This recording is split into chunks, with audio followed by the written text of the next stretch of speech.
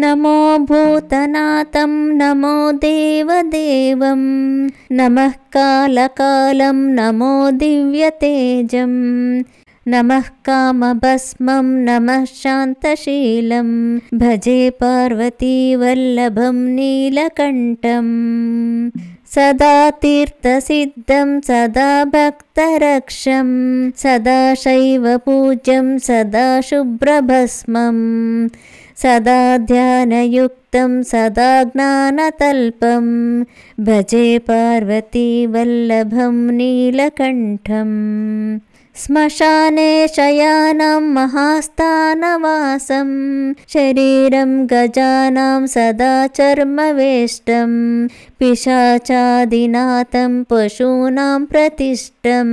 भजे पार्वतीवल्लभं नीलकण्ठं फणिनागकण्ठे भुजङ्गाद्यनेकं गळेरुण्डमालं महावीरशूरं कटिव्याघ्रचर्मं चिताभस्मलेपं भजे पार्वतीवल्लभं नीलकण्ठं शिरः शुद्धगङ्गा शिवा वामभागं वियद्दीर्घकेशं सदा मां त्रिनेत्रं फणिनागकर्णं सदा पालचन्द्रं भजे पार्वतीवल्लभं नीलकण्ठं करे शूलधारं महाकष्टनाशं सुरेशं परेशं महेशं जनेशं धनेशामरेशं ध्वजेशं गिरीशं भजे पार्वतीवल्लभं नीलकण्ठम् उदासं सुदासं सुकैलासवासं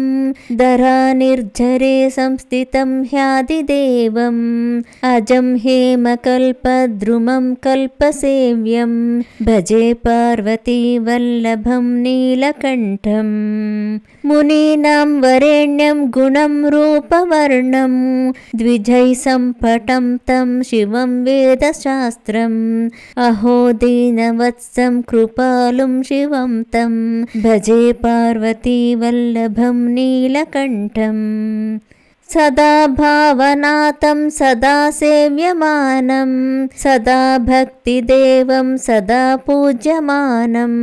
महातीर्थवासं सदा सेव्यमेकं भजे पार्वतीवल्लभं नीलकण्ठं भजे पार्वतीवल्लभं नीलकण्ठम्।